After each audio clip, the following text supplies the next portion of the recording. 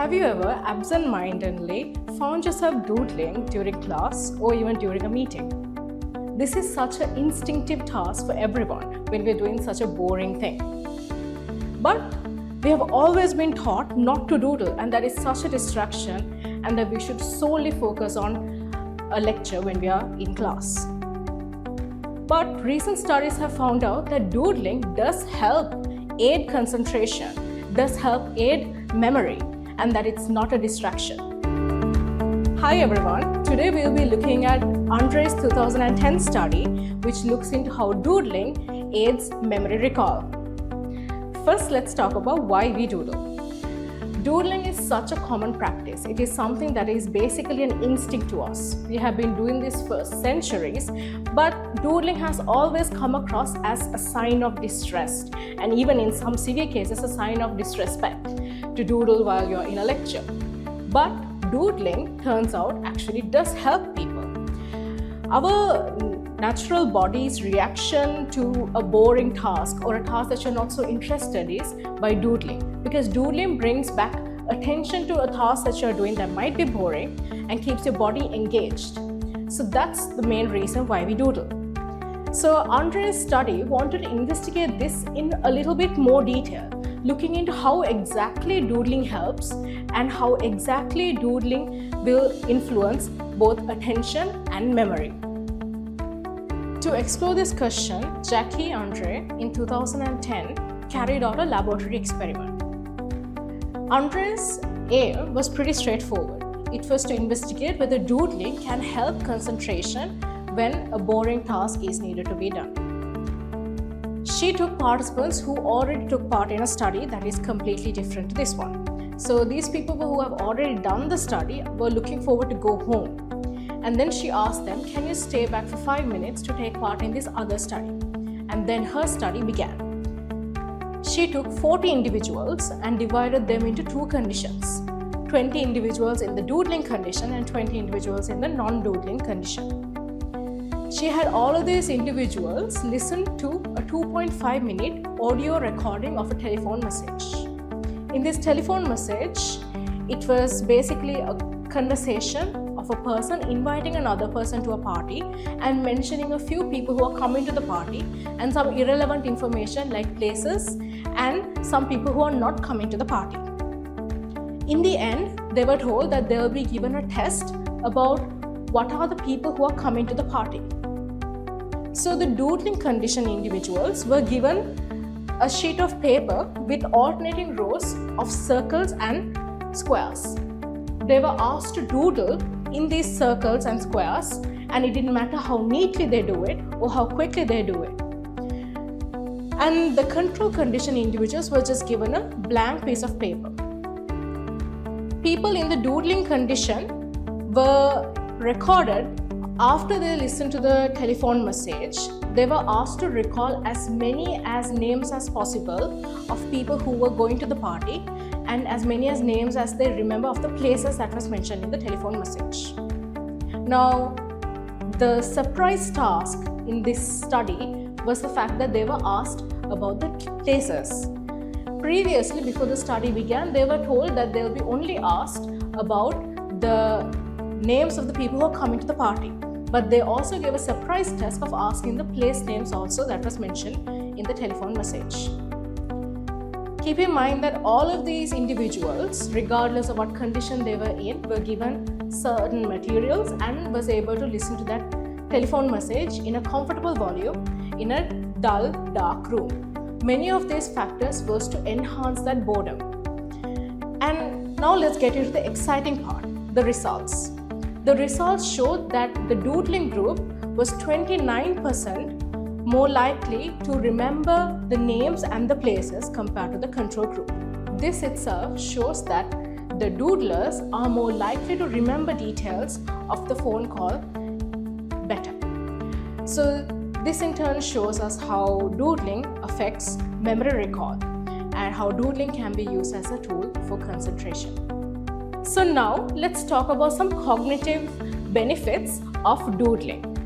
As I mentioned earlier also, doodling prevents our mind from wandering too much. Doodling keeps us grounded and make sure that we don't daydream. The unfortunate part of when we are taking part in some boring activity is that we daydream. Daydreaming is our mind wandering and coming up with some imaginary scenarios or what you will be doing next weekend, something like that.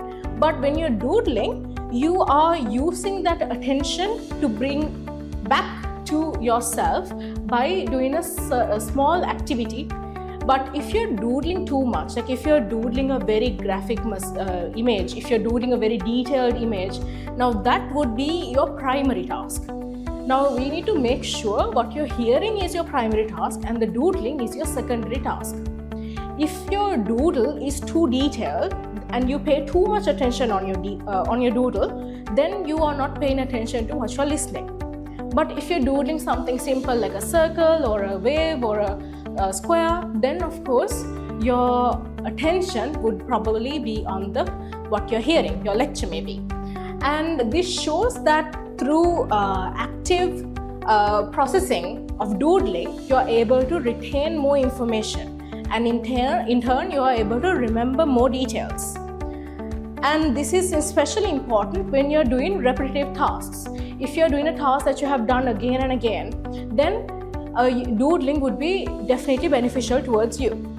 Now in the Andres study, listening to the voice message and remembering all those names, that do get repetitive after a while because you're supposed to pay attention to those names. So in that type of situation, doodling does help you remember more details, especially when it's a boring, repetitive task. Now let's look at the psychology behind doodling. First, we have the process of attention. Attention is our ability to focus on the relevant information and filter out the irrelevant information.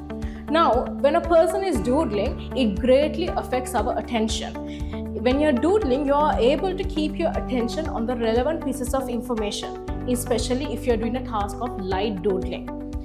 Then we got memory. Memory is a process in which you are encoding information to bring up and use later on.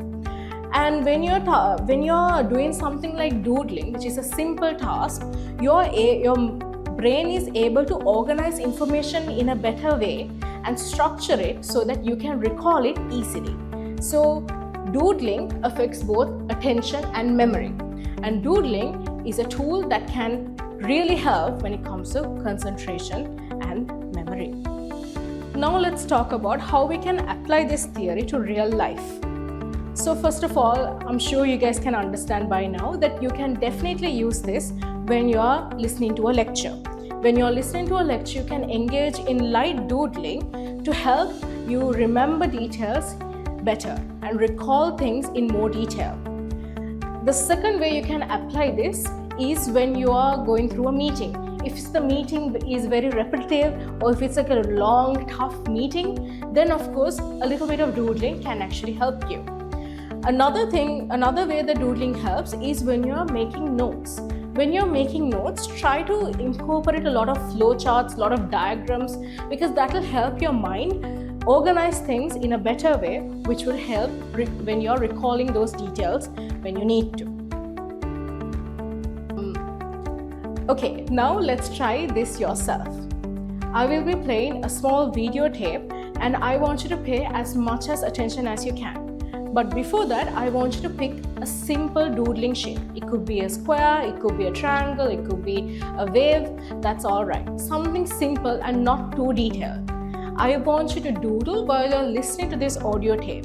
And by the end of it, I want you to see how much you can recall. Hi, are you doing anything on Saturday? I'm having a birthday party and was hoping you could come. It's not actually my birthday, it's my sister Jane's. She'll be 21. She's coming up from London for the weekend and I thought it'd be a nice surprise for her. I've also invited her boyfriend William and one of her old school friends Claire, but she doesn't know that yet.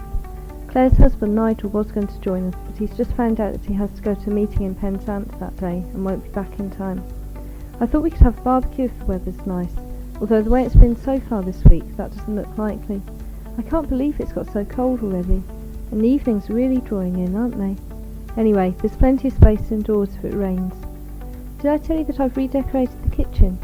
It's mainly yellow. The wallpaper is yellow and so is the woodwork. although I thought it would be better to leave the ceiling white to make it look lighter. I've still got the old blue fittings. They're pretty battered now, but I can't afford to replace them at the moment. Do you remember Craig? I used to share a flat with him when we were both working for that bank in Gloucester. He's bought a house in Colchester now, but he promises to take time off from gardening to come to Jane's party. Susie is going to be there too. She's the person I met at the pottery class in Harlow last year. Apparently she's got really good at it and may even be having an exhibition of her work soon. Will you be able to bring some food? Maybe crisps or peanuts, something along those lines. Jenny from next door is going to bring a quiche and I'll do some garlic bread. I found a good recipe for punch. You warm up some red wine with gin, orange juice, plus cloves and cardamom and cinnamon. Add some brown sugar if it's not sweet enough. The boys from the house down the road have promised to bring some of their home brew. There are 3 of them showing that house now. John, Tony and Phil. I think they're all at college together. Phil teaches at a primary school in Ely now, and the other 2 commute to Peterborough each day. I think they both work in the hospital there. I know Tony was trained to be a nurse at one point, so maybe he's qualified now. John can't come on Saturday because his parents are coming to stay for the weekend, but Phil and Tony should be there. Tony has to pick their cat Ben up from the vet, so he may be a bit late. By the way, did I tell you about our holiday in Edinburgh? It was a complete disaster. We were camping and it rained constantly. We spent most of the time in museums trying to keep dry, and then, to make matters worse, Nikki got her handbag stolen. I was quite glad to get back to work after that.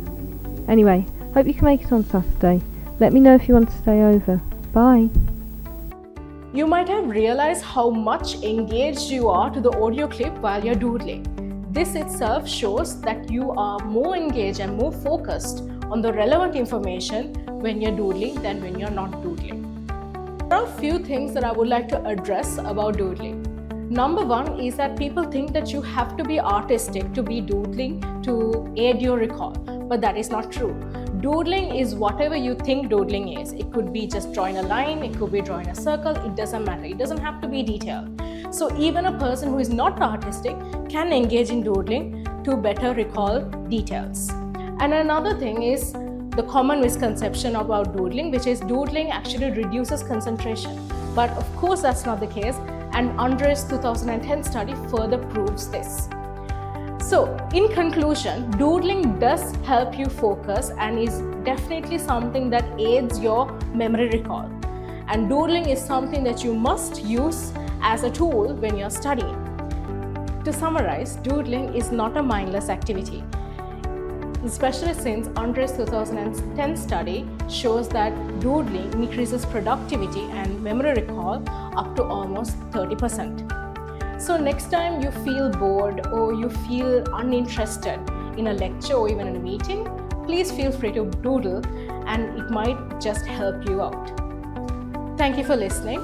I hope this gave you a new insight on doodling, and I hope to see you guys in our next interactive session.